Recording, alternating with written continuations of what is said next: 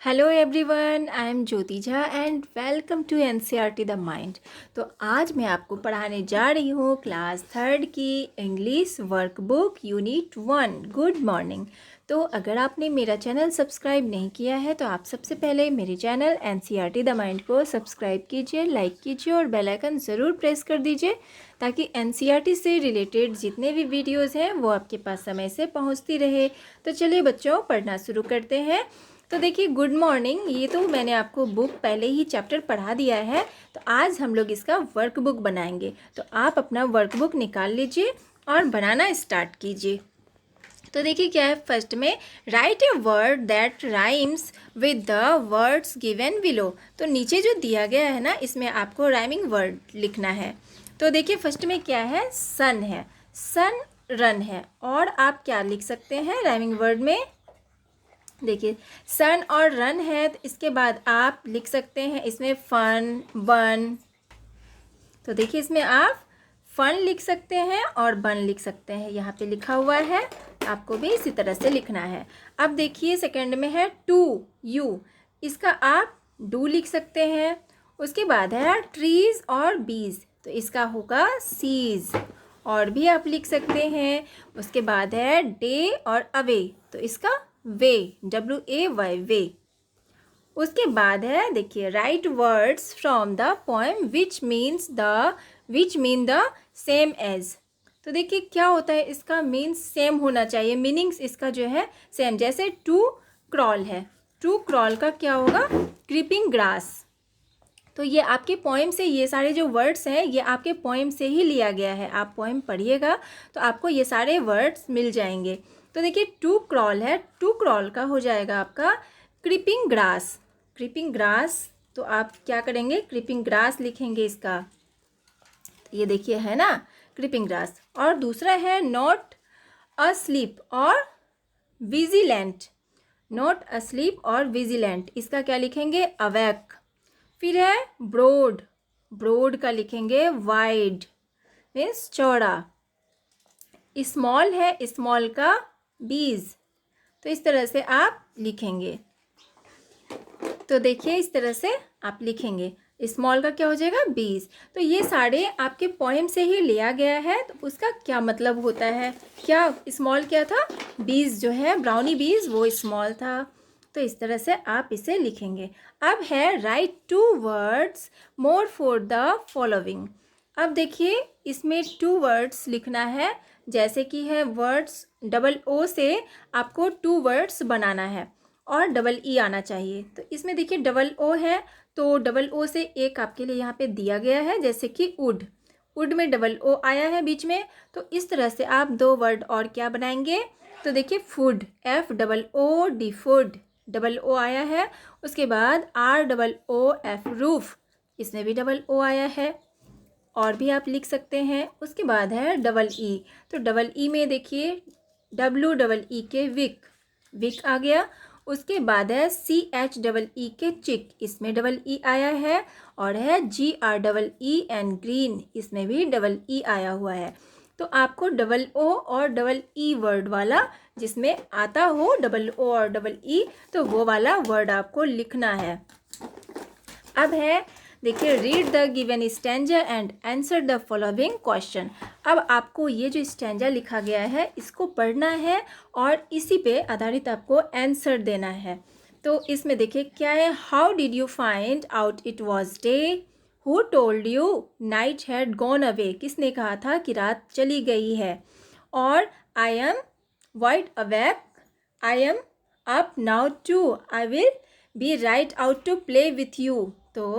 तो इस तरह से आप पोएम में पढ़े हैं ना, तो अब आगे इस पे क्वेश्चन आंसर बना। तो देखिए एक बार मैं आपको स्टैंजा फिर से सुना देती हूँ कि देखिए how did you find out it was day, तुम्हें कैसे पता चला कि बाहर दिन है। और who told you night had gone away, किसने कहा कि रात चली गई है। आई एम वाइड अवेक, मैं जग गया हूँ।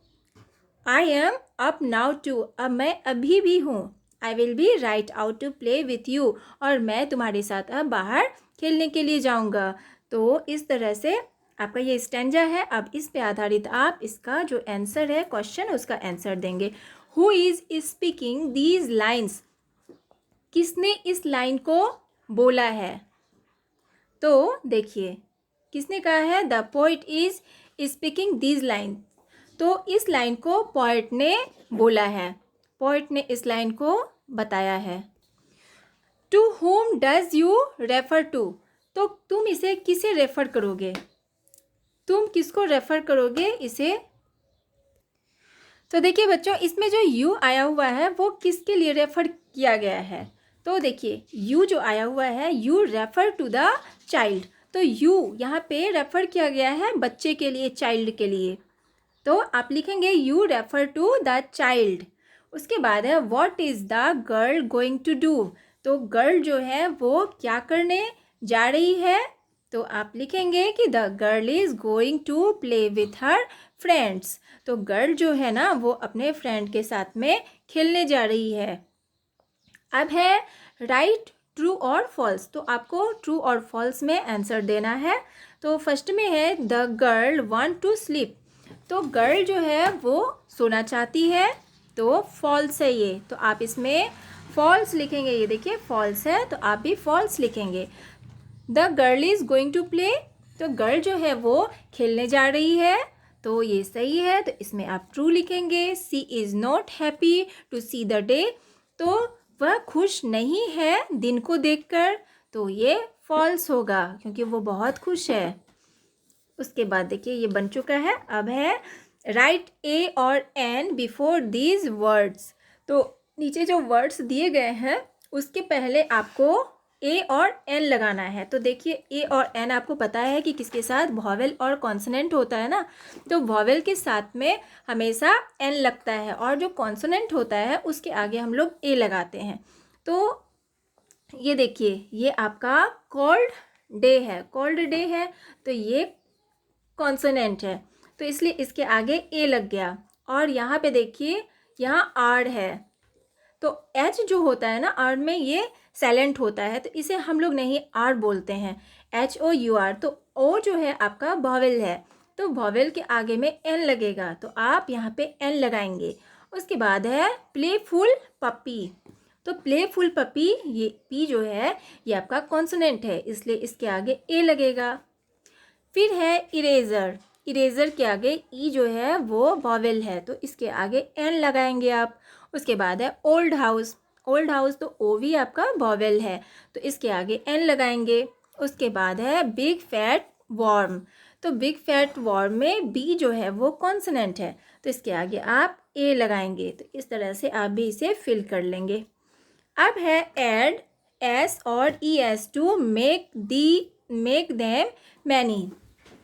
अब देखिए कि आपको एस और ई एस लगा के इसे एक है तो उससे आपको मैनी बनाना है, ज़्यादा बनाना है, तो उसमें आप एस या ई एस लगाएंगे। तो इसमें देखिए जैसे कि बर्ड है, तो बर्ड देख रहे हैं तो बर्ड में एस लगेगा आपका, तो एस लग के ये मैनी हो जाएगा। अगर एक है, एक से ज़्यादा के लिए यूज़ करेंगे तो उसमें हम एस लगाएंगे, तो बर्ड्स बना दिए, तो ये बर्ड्स जो है वो एक से ज़्यादा हो गया। अब ट्री है तो ट्री में आपका ट्रीज़ हो जाएगा, इसमें भी एस लगाएंगे। बी है तो इसमें एस लगाएंगे, बीज हो जाएगा। डे है तो इसमें एस लगाएंगे, डेज हो जाएगा। उसके बाद है गर्ल है, गर्ल में भी हम एस लगा के गर्ल्स बना देंगे, ये बहुत सारी लड़कियां हो जाएगी।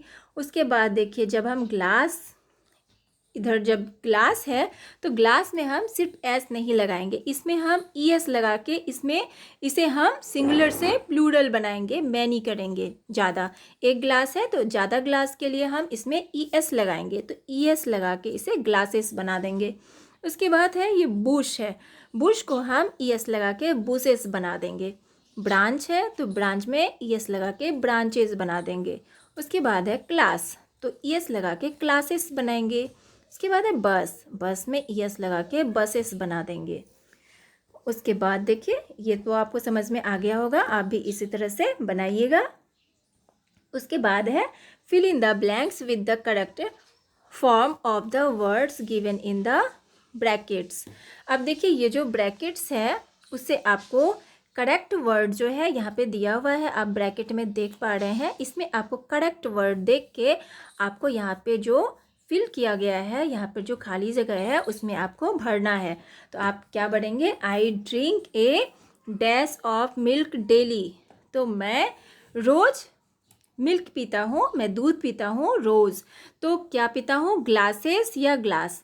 तो आप रोज़ कितना पीते हैं? बहुत सारे ग्लासेस दूध पीते हैं या एक ग्लासेस पीते हैं? तो आप एक ग्लास दूध पीते हैं, तो यहाँ पे आप ग्लास लिखेंगे। I drink a glass of milk daily. मैं एक ग्लास दूध रोज़ पीता हूँ। उसके बाद है सेकंड में, the dash are flying in the air. तो देखिए क्या है कि the birds are flying in the air. तो बर्ड्स जो हैं, तो इसमें देखिए ब्रैकेट में बर्ड और बर्ड्स हैं। तो एक बर्ड्स उड़ते हैं या बहुत सारे बर्ड्स उड़ते हैं हवा में? तो बहुत सारे बर्ड्स उड़ते हैं। तो यहाँ पे आप खाली जगह में बर्ड्स भरेंगे। The birds are flying in the air, कि बर्ड्स उड़ते हैं हवा में। उसके बाद है, there are 12 pages in my diary. तो देखिए पेज है और पेजेस है ब्रैकेट में। तो पेज, एक पेज तो नहीं होगा, बहुत सारा पेज होगा, तो इसीलिए इसमें पेजेस होगा। तो there are 12 pages in my diary. तो मेरे डायरी में 12 पेजेस हैं। यहाँ पे पेजेस लिखेंगे आप। उसके बाद है, I play with many toys. Toy है या टॉयज़ है? आपके पास बहुत सारे टॉयज़ हैं, तो आप टॉयज़ में बहुत सारे टॉयज़ के साथ मेरे खेलता हूँ। उसके बाद है देखिए, dash are falling from the trees. तो ट्रीज से क्या गिरते हैं? लीफ या लीव्स। एक पत्तियाँ तो नहीं गिरेंगे, क्योंकि पेड़ में, ट्रीज़ में बहुत सारे पत्तियाँ होते हैं, तो लीव्स, ES लगा हुआ है, लीव्स होगा। तो इसमें आप leaves are falling from the trees, पत्ते गिरते हैं पेड़ से। तो इस तरह से आप बनाएंगे। उसके बाद है क्रिएटिव राइटिंग। अब देखिए, colour this butterfly and right a paragraph with the help of the given hints. तो ये देखिए, ये जो बटरफ्लाई है यहाँ पे दिया हुआ, आपके बुक में भी होगा, तो उसमें कलर करना है आपको। यहाँ पे मैंने कलर कर दिया है। ये देखिए कितना खूबसूरत लग रहा है ये बटरफ्लाई। आप भी अपने समझ से, आपको जैसा अच्छा लगे, बहुत सुंदर सा बटरफ्लाई बनाना है। कलर बना हुआ है, इसमें आपको कलर करना है। आप जितना अच्छे तरीके से कलर कर सकते हैं, तो आप उसमें कलर कीजिए। और इसमें नीचे जो आप देख रहे हैं, यहाँ पे ये वाला जो है, ये वाला यहाँ पे दिया हुआ, ये हिंट्स दिया हुआ है। इस हिंट्स से आपको इस बटरफ्लाई पे एक पैराग्राफ लिखना है। तो आप पैराग्राफ कैसे लिखेंगे? तो ये देखिए, बटरफ्लाई है, butterflies garden brightly coloured thin body hold wings.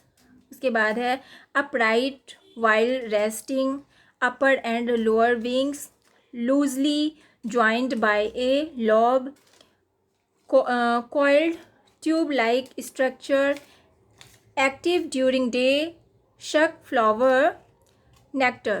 तो इस तरह से ये सारे बहुत सारे वर्ड्स हैं। तो इससे आपको एक पैराग्राफ लिखना है। तो देखिए मैंने यहाँ पे लिखा हुआ है, तो आप अपने तरीके से इस पर आप कुछ और बना सकते हैं, तो वो भी बनाइए, नहीं तो आप इसे ही अच्छे से अपने बुक में लिखिए और याद कीजिए।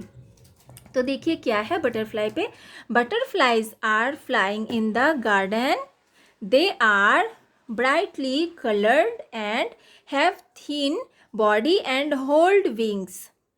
They are going upright while resting. Its upper and lower wings are loosely joined by a lobe. It has coiled tube-like structure. It is active during day and it sucks flower nectar. तो इस तरह से आप यहाँ पे जो दिया हुआ है, आप इस तरह से अच्छे से पैराग्राफ को लिख लेंगे और इसे अच्छे से याद करेंगे। तो बच्चों, अब आप बताइए कि आपको समझ में आया या नहीं। अगर समझ में नहीं आया तो आपको क्या समझ में नहीं आया, आप कमेंट सेक्शन में आप दे सकते हैं, आप पूछ सकते हैं मुझसे। और अगर आपको समझ में आया, अच्छा लगा पढ़ना, तो मेरे चैनल NCERT द माइंड को लाइक कीजिए, सब्सक्राइब कीजिए और बेल आइकन प्रेस कर दीजिए, ताकि मेरे जितने भी वीडियोज़ हैं वो आपके पास समय से पहुंचती रहे। तो चलिए बच्चों, आप इसे अच्छे से इस एक्सरसाइज को अच्छे से बनाइए और मिलते हैं अगले वीडियो में। तब तक के लिए bye, take care, thanks to watch my video.